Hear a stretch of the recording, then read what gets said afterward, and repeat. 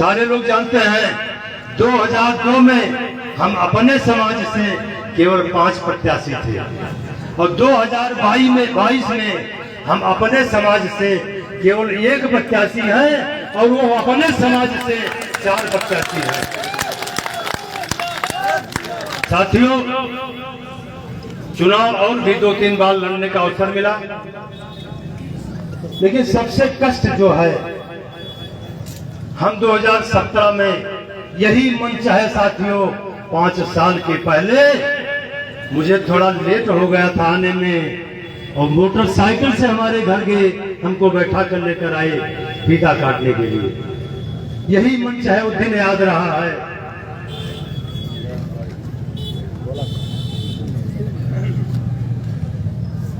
साथियों, 2017 में आप सभी जानते हैं हमने विधायक बनाया आप सबकी ताकत का, आप सबके बल पर, लेकिन इस आश्वासन पर बनाया था कि 2015 में मुझे यहां से ब्लॉक प्रमुख नहीं बनने दिया गया और इस आश्वासन पर बनाया गया था। माननीय हरीश द्विवेदी जी भाई अजय सिंह को मेरे घर लेकर गए थे। हम सभी लोग बैठे हैं कि भाई छोटे सिंह हैं, नन्हे सिंह जी हैं, ये भी मेरे साथ बैठे थे हमारे घर में। इनके सामने उन्होंने कहा था, जब हम लोगों ने कहा हमको प्रमुखी वापस चाहिए, तो भाई अजय सिंह ने कहा था कि पाठक जी, सांसद जी देश के गवाही हैं, पाठक जी एक लड़का है हमारे काम ना आवे, आप हमको विधायक बना दीजिए, हम अपने धन बल से प्रमुखी ला करके आपके चरणों में डाल देंगे। साथियों, हम लोगों ने क्या नहीं किया, उनको विधायक बनाए। सांसद उनको जब अविश्वास समय आया तो 1.5 करोड़ खर्च करा करके घर बैठा दिए। 2019 में मैं कभी मन से या कहीं झूठ नहीं बोलता हूँ। हमने कहा दिया था कि हरीश द्विवेदी सिंह ने हमको नहीं बनाया, हमको हमारे साथ धोखा विश्वास किए, मतलब नहीं करेंगे। हरीश द्विवेदी जी टिकट लेने के बाद हमारे घर पर आए हैं और हमने कहा था सांसद जी आप लोगों ने बड़ा धोखा किया, सब धोखा। चलिए, आपने सम्मान गिराया था, आपने कहा करके हमको चुनाव नहीं लड़ाया, इसलिए हम नहीं चाहते आपके साथ मिल करके फिर धोखा खाएं। यही कहकर गए थे कि पाठक जी हमको सांसद बनाइए, अगर अजय सिंह आपके विरोध में खड़े होंगे मैं आपको ब्लॉक प्रमुख बनाऊंगा, आपके साथ खड़ा रहूंगा। हम लोगों की इच्छा विधानसभा लड़ने की नहीं थी, लेकिन ईश्वर जो करता है वो अच्छा करता है। साथियों, आप सभी जानते हैं 2 बजे रात को हमारे घर पुलिस लगाकर हमें पर्चा नहीं दाखिल करने दिया, इसलिए कहते हैं कि ईश्वर जो भी करता है बहुत अच्छा करता है। हमको प्रमुख तो नहीं बनने दिए, लेकिन यह पर्चा नहीं रोक पाए दाखिल करने के लिए। जो विधानसभा में हमको आदरणीय राम प्रसाद जी हमारा हाथ पकड़ कर हमको राष्ट्रीय अध्यक्ष जी के पास ले जाकर हमको सदस्यता दिला करके, हमको टिकट दिला करके हरिया में आपके बीच में भेज करके आज मंच पर खड़ा कर दिया। आदरणीय बड़े भाई राम प्रसाद जी की, आदरणीय सन्नी यादव जी की, आदरणीय राष्ट्रीय अध्यक्ष जी की, भाई धर्मेंद्र सिंह जी की, सभी पार्टियों का सहयोग मिला, इस मंच पर खड़े हैं। अब इनके ताकत हो, सांसद जी आते हैं ब्राह्मण गांव में दुहाई देते हैं, इनके ताकत हो, ये जनता नौजवान साथी खड़े हैं हमारे बीच में, अगर इनके ताकत में हो तो रोक कर दिखा दें ये नहीं कर सकते। साथियों, हमारा घोषणा पत्र है, हमारी नीतियां हैं, हमारी पूर्व सरकारों का आप काम देख चुके हैं, उसके बारे में भाई संजय यादव जी बता चुके हैं। आदरणीय राम प्रसाद जी को, बड़े भाई को आप सुनना चाहते हैं। हमारा एक ही निवेदन है, 40 साल के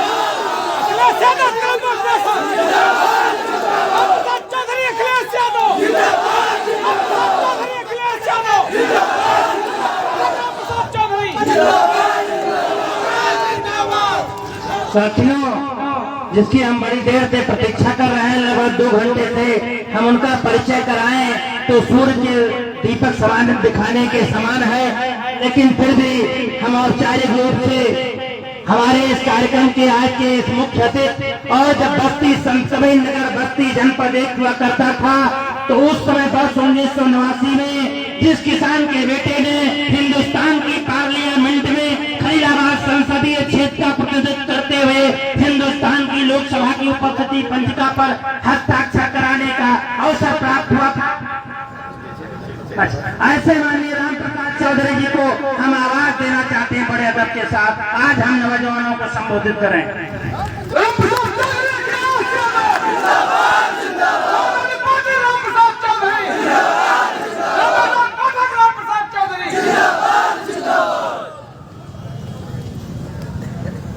आज इस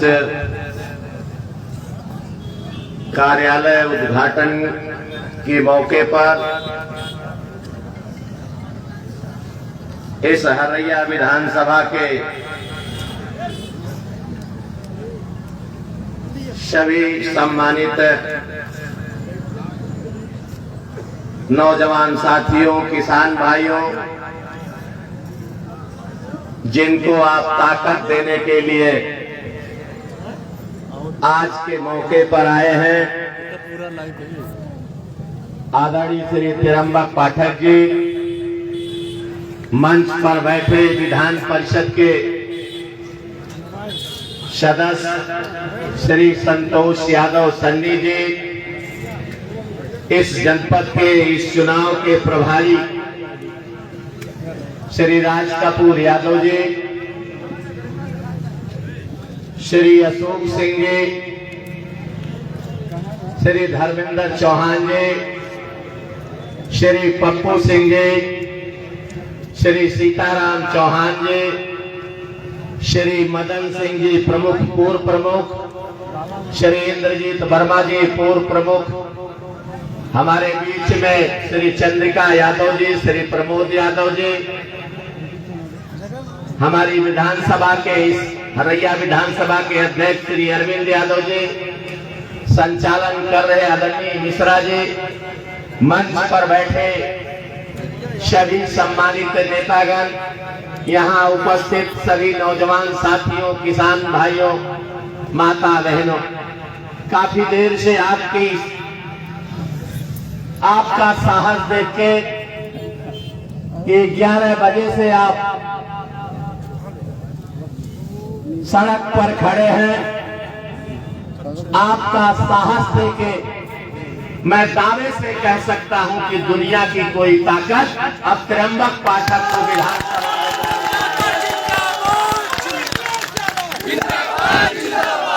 नौजवान मित्रों, ये समाजवादी का नारा है, नई सपा है, नया हवा है। ये आपके बदौलत ही समाजवादी पार्टी आज इतनी ताकत में आई है कि जहां जहां पश्चिमी उत्तर प्रदेश में चुनाव हुआ है, भारतीय जनता पार्टी का सफाया होने का काम, सफाया कर देना मित्रों, पूर्वी उत्तर प्रदेश से भी सफाया कर देना, हरैया से भी सफाया कर देना, बस्ती से, कप्तानगंज से और आपके महादेवा से सफाया करने का काम नौजवान मित्रों अब आपके जिम्मे है। पूर्वी उत्तर प्रदेश में आप जानते हो 2012 से 17 तक आदरणीय अखिलेश यादव जी ने उत्तर प्रदेश की सरकार चलाने का काम किया था। जनता के हित में, किसान के हित में, बहुत बड़ा नौजवानों के हित में, विद्यार्थियों के हित में बहुत बड़ा फैसला लेने का काम किया था। चाहे वो लैपटॉप का मामला हो, चाहे समाजवादी पेंशन का सवाल हो, चाहे किसान भाइयों 5 वर्षों में किसानों को 85 रुपया कुंटल गन्ने की कीमत बढ़ा करके देने का सवाल रहा हो, किसानों के हक में, विद्यार्थियों के हित में बहुत बड़ा फैसला लेने का काम आदरणीय अखिलेश यादव जी ने किया था। आज जिनके हाथ में 2017 से 22 तक उत्तर प्रदेश की सरकार है, उनके छोटे नेता चाहे बड़े नेता जब मंचों पर चढ़ने का काम करते थे, कहा करते थे, किसान भाइयों 2022 तक आपकी आमदनी दूना करने का काम करेंगे। कहा था 100 दिन के अंदर महंगाई कम करेंगे, कहा था 100 दिन के अंदर आपका काला धन वापस लाने का काम करेंगे, और कहा था 2 करोड़ लोगों को रोजगार देने का काम करेगा, और कहा था कि उत्तर प्रदेश को भ्रष्टाचार मुक्त करेंगे। हम पूछना चाहते हैं नौजवान मित्रों, उत्तर प्रदेश भ्रष्टाचार मुक्त हो गया? चले जाओ आप थाने में, चले जाओ आप तहसीलों में, भ्रष्टाचार मुक्त हो गया। आज जब आपके गांव में चाहे पति पत्नी झगड़ा करते हो तो बगलगीर ही कोई टेलीफोन कर देता है 100 नंबर, जो आज 112 नंबर हो गया, तो उस पर पुलिस आ जाती है, लेके थाने जाती है। और जब जैसे राजनीतिक लोग, अरविंद यादव जैसे लोग जब थाने जाते हैं छुड़ाने के लिए, तब पत्नी को छुड़ाने के लिए भी 10 से 15 हजार रुपया देने का काम करना पड़ता है। यही भ्रष्टाचार खत्म होने का काम। कह दिया किसान की आमदनी दूना करने का, किसान की आमदनी दूना करने का भारतीय जनता पार्टी के पास कोई नीति नहीं है। किसान की आमदनी दूना करने की नीति समाजवादी पार्टी के पास था, आदरणीय चौधरी चरण सिंह के पास। आपने देखा हो चौधरी चरण सिंह जैसे नेता आदरणीय मुलायम सिंह जी कहा करते थे, किसान की आमदनी तब दूना होगी, किसान की आमदनी तब दूना होगी जब किसान के खेतों से लागत की कम की जाए और किसान को खुला बाजार मिले, मंडी मिले, चाहे वो दूध का किसान हो, चाहे फल सब्जी का किसान हो, चाहे वो धान गेहूं का किसान हो, उसको जब खुली मंडी मिलेगी, उसको अच्छा भाव मिलेगा, तब किसान की आमदनी दूना होने का काम करेंगे। भारतीय जनता पार्टी की नीति नहीं। आप चले जाओ, हम सारे लोग एक किसान के बेटे खड़े हैं, आप चले जाओ चाहे कीटनाशक दवा खरीदने, आप चले जाओ चाहे बीज खरीदने, आप चले जाओ ट्रैक्टर खरीदने, कल्टीवेटर, रोटावेटर खरीदने, जब आपको 18 से 28% आपको जीएसटी देना पड़ेगा, तो कहां से किसान की आमदनी दूना होने का काम करेगा? किसान की आमदनी दूना करने का आदरणीय अखिलेश यादव के पास नीति थी। उन्होंने जो नहरों की सिंचाई थी, न जो ट्यूबवेल की सिंचाई थी, उसे अपनी सरकार ने माफ कर देने का, उससे किसानों के खेत की लागत कम होने का काम। उन्होंने मंडियों का निर्माण किया। भारतीय जनता पार्टी जब से सरकार में आई, मंडियों पर 1 पैसा खर्च करने का काम भारतीय जनता पार्टी की सरकार ने नहीं किया।